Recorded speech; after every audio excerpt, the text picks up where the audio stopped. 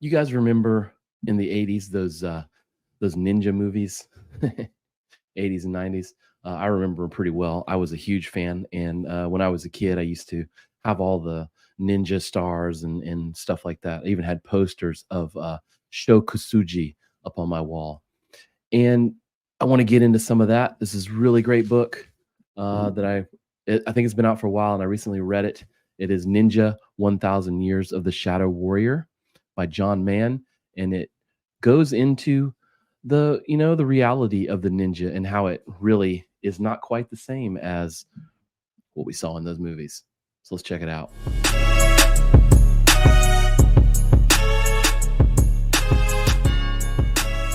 Welcome to the Warrior Mindset Podcast. We're your guide as you make your way through life, getting better 1% every day. We believe that life is lived and true victory won through adversity. Nothing easy is ever worth it. We believe in the warrior ethos. In this episode, we dive deep into the mysterious and fascinating world of the ninja with insights from John Mann's book, Ninja 1000 Years of the Shadow Warrior. Let's explore origins, evolution, legacy of these shadowy figures who have captured our imagination, including mine. Even as a young man, I had posters of Sho Kosugi on my wall. I now have a signed personal photo from him, and I'm a huge fan, as well as a huge fan of those movies in that genre of movie from the 80s and some into the 90s. John Mann is a renowned historian and author. His book takes us through this journey through like almost a millennium of ninja history, from their early roots in feudal Japan to their role as spies, assassins, and masters of guerrilla warfare. But ninja was really more than that. They're really more than like this mystical warrior, right? They were skilled tacticians, strategists, and their existence and the influence really shaped the course of Japanese history. So there you go. So let's go through the book, because I think it really just serves itself well. So we'll go chapter by chapter, and I encourage you to go get the book. I'll link it up. Go get it yourself. It is a wonderful. This one I have is a hardback, and it's a wonderfully done book. I'll give you some close-ups here of it, so you can see the detail, like the the edges are like torn and stuff, and it's got some imagery in it. And it's not a picture book; it's a historical book, but it's a nice addition if you like having these types of books and stuff. So chapter 1, origins. It looks into early roots in 6th century Japan. He discusses how the origins of ninja can be traced back to the 6th century with roots in mountain ascetics, and that's like shaman type thing, known as the Yamabushi, and their guerrilla tactics. They were quite different. Samurai warfare is very it's very knightly. It's very gentlemanly in the way that they approach tactics and things, and the ninja kind of didn't do that. I suppose a nice corollary might be like Southern Revolutionary War fighters, people like Swamp Fox, like if you've seen the movie Patriot with Mel Gibson, like that character, like kind of thinking that way.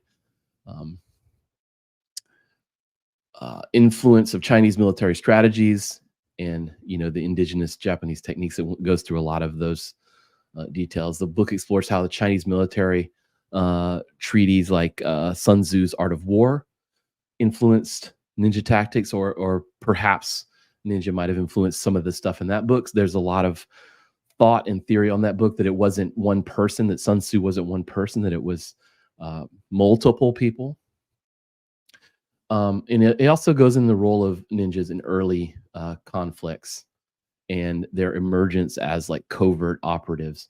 So a shogun or a samurai general or whatever would sort of employ one of these people to get intel uh, on their enemy and stuff like that. Uh, like it working as like spies and sabotage artists and things like that. There's some some counterpoints here. We'll go through the chapter and then counterpoints as well. There's some debate over the exact timeline, of the emergence of ninjas. There's a lot of lore and stuff. Some historians argue that the timeline of ninja origins is difficult to pin down due to the secretive nature. So it is difficult to track it down because, they didn't exactly tell people they were a secret society. And the blending of myth and historical facts in these early stories, really don't work out.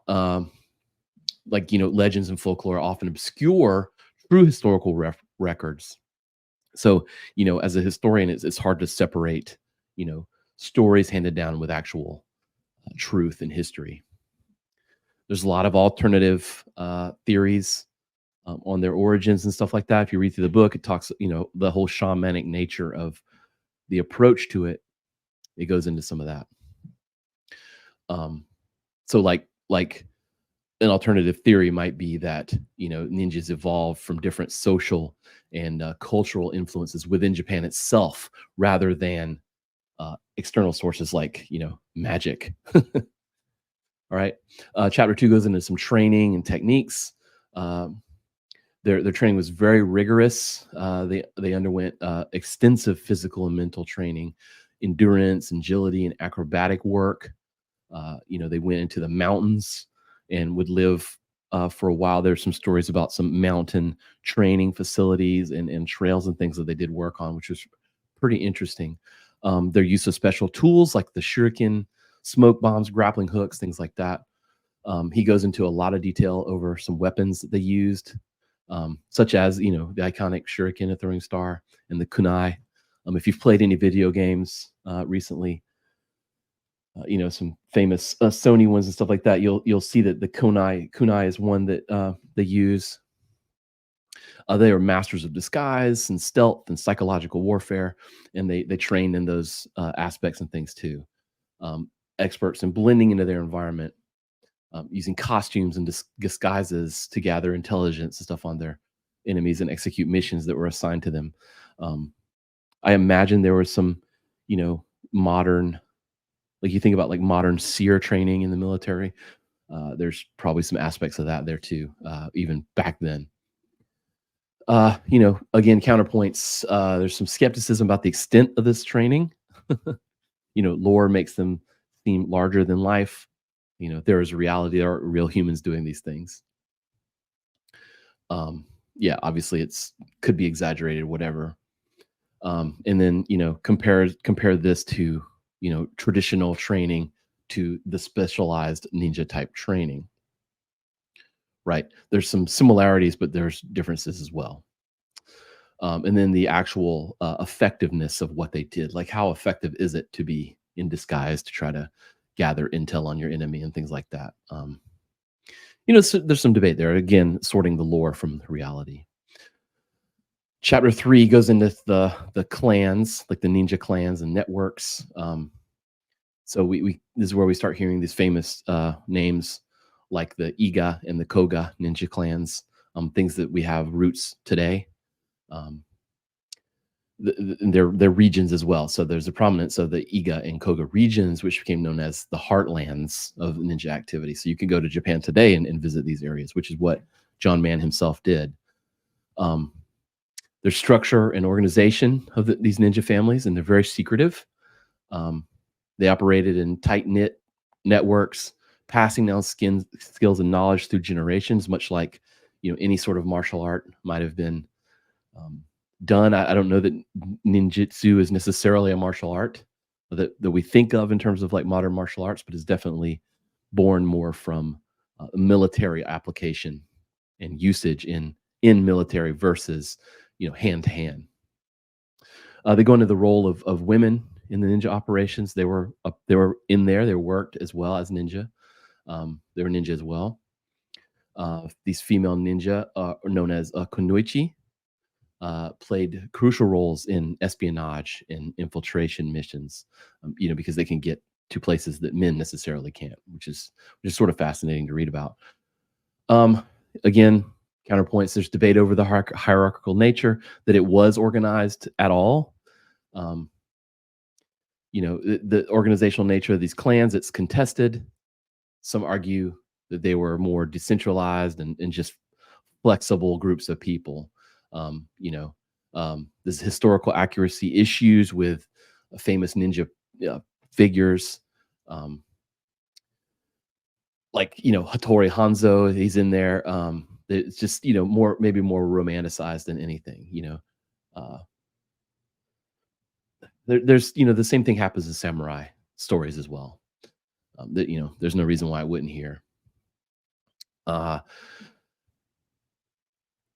and then different regions have distinct ninja traditions and methods, like which complicates putting them into one group as well. So perhaps it wasn't one unified national ninja thing. There were more differentiated, and more of them specialized in different things, and over time they just kind of got grouped more historically than actual like practice or whatever. Karate is the same way, with the different styles and families of karate around Okinawa. It's just kind of how it happens when you're talking about hundreds of years versus 20 years or so.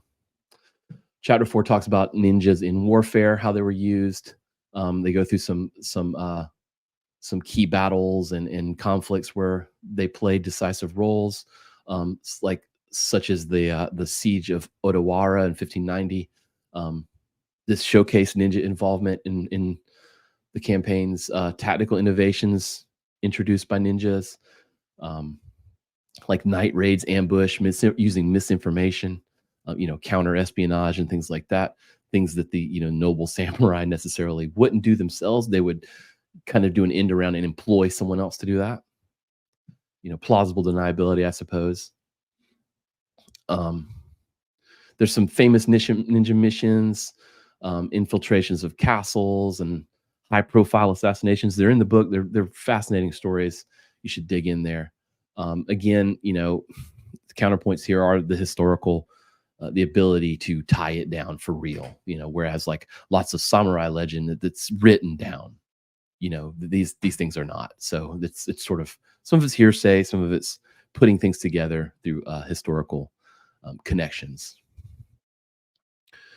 Chapter 5, the decline and the transformation of the ninja, right? So the unification of Japan under the Tokugawa shogunate reduced the need for these covert operations, right? They just didn't have jobs for spies and counterinsurgents and things like that when they weren't necessarily fighting each other, right? So this transformed roles in the Edo period, right? So during the Edo period, ninjas adapted by serving as like security, bodyguard, spies, and things like that. Less direct action, sort of a thing, right? So they had to adapt to this changing political and social landscape that Japan went through in the time. So a lot of those roles and functions that they served became obsolete, right? So they had to sort of adapt and evolve to maintain their relevance. So interestingly, counterpoints here made is that the overall assumption is that that's what happened, but actually, the counterpoints are that they continued to operate discreetly and secretly, right? Um, so similar to the samurai, they did have to evolve, right? But methods and roles diverged significantly, right? Whereas the samurai became more, from everything we know about them, the ninja went more secret, right? So that's interesting. And then he kind of gets into some of the modern practices, um, and the modernization of ninjutsu and things like that, right? So then, chapter 6, we look at ninja in popular culture. This is where I sort of got my first, taste of what it is. in film. So, literature usage, in fact, has been changed to make it more entertaining, right? Obviously, right? So there's John Mann who comes in with his book, which is more historical scholarship versus just taking that and turning it into something cool for a movie or a TV show, right? So lots of I don't want to call it cultural appropriation, but yeah, that's what it is, right? You've appropriated parts of that culture, so there you go. Chapter 6, the legacy of the ninja, right? They continue to be a thing that Japan has kind of accepted, right? They utilize it, right? It's a significant cultural symbol in Japan. Represents ingenuity, stealth, and resilience. You can go get a degree in ninjutsu in Japan. It's interesting. But there are lessons modern society can learn from these practices and philosophies. The philosophies of adaptability, mental discipline, strategic thinking um, are very viable for all the things even in this channel that we seek in our modern daily life. It's actually here in the book. There's some good stuff, and I'll get into those in a second. And then even modern down to the tactical, even modern intelligence agencies and special forces draw inspiration from some of these tactics and things. I would love to speak to someone who has done some SEER, not just the SEER training, but some of the SEER training planning and things like that. Some of the research into it. I can imagine some of the thoughts and things come from some of this stuff. Um, you know, not a whole lot of counterpoints here, other than how useful is it really and stuff like that. But and then the cultural appropriation angle, like being insulted over it or not. Those are just some of the counterpoints we can get into from the book. But in here or throughout the book and the chapter heads and things like that. And if I remember right, it is listed. But there's this ninja instructional poem, maybe a scroll or whatever, that he's got, and there's 15 points. And I want to go through some of these things. I think that they're very, very useful. So number one, be patient and wait. All things come to those who wait. Yeah, right. Patience. In the martial arts that I practice and in my school, patience, discipline, and humility are three of the core pillars. And it's funny that this is number one. Be patient and wait. All things come to those who wait. Observe, see without being seen, hear without being heard. My sensei often talks about when he's in a room with some of the elders and people who have been doing what we do for a long time, he just shuts up and listens. And that's something that I try to practice as well. When I'm in a room of people that are smarter than me, I shouldn't be the one talking. I should be the one listening. I should be taking it in without making a scene. I should be listening without talking. It's a great learning lesson. Number 3, be adaptable. Flexibility is the key to survival. It's also the key to business. It's also the key to life. Move silently. Soundlessness is the essence of stealth. I mean, yeah. That, even in, business culture and life culture, there's a lot of thought on, just move in silence. Just make your moves without talking about them. Don't, if you're making a move, do it without telling everyone.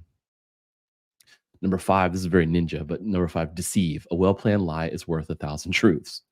That's very Sun Tzu, if you ask me.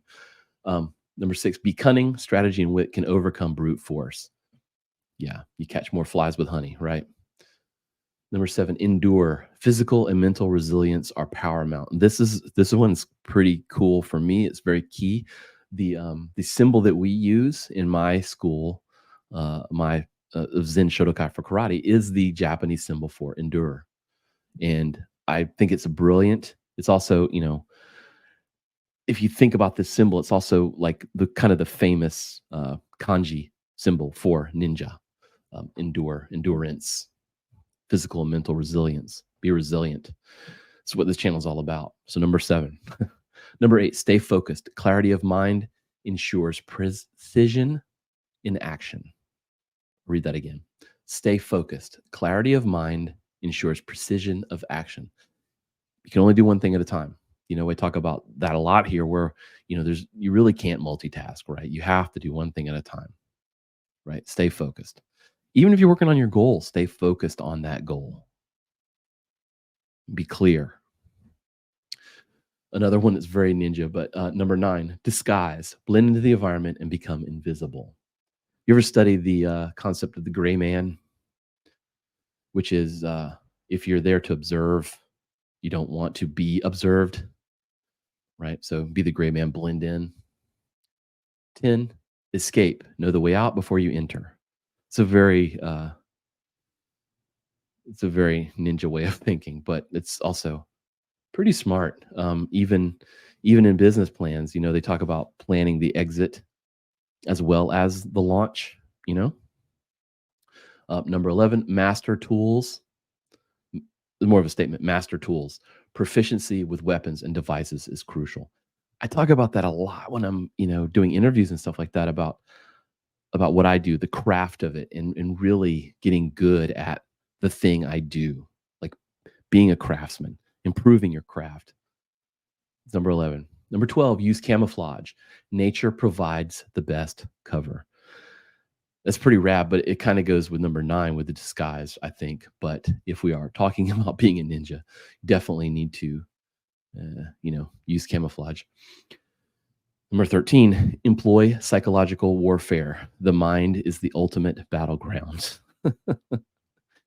That's also very ninja, but in a Sun Tzu sort of art of war, art of business sort of a way.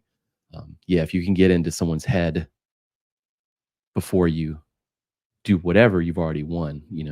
That's one of the Miyamoto Musashi principles, which is like, if I can get you to flinch before we fight, I've already won. Number 14, maintain physical fitness. Strength and agility are essential. That's one of those life things, which, just be in shape, age well, do the work, take care of yourself. And then 15, practice mental discipline. A controlled mind leads to controlled actions. Cultivating mental resilience and discipline to handle those high pressure situations will enable you to make great decisions when you need it most, when you're under the most pressure. These points from the ninja instructional poem they provide a comprehensive guide to the skills and attributes the ninjas needed to master in order to be successful in their operations. They reflect this holistic approach that the ninja took to their training and their life. Their mental acuity and the strategic thinking. It's incredible, if you ask me. It goes a long way. It's very effective in the way, if you want to look at it that way. So that's it for this book. I just wanted to pull those things out. I think it's worth your time. Go get it. Go dig in. Read between the lines of what I told you about here and see how you feel. I'd love to see how you feel. I recommend it. 5 out of 5 stars. Go get the book and come back and be a ninja. All right, guys. Adios.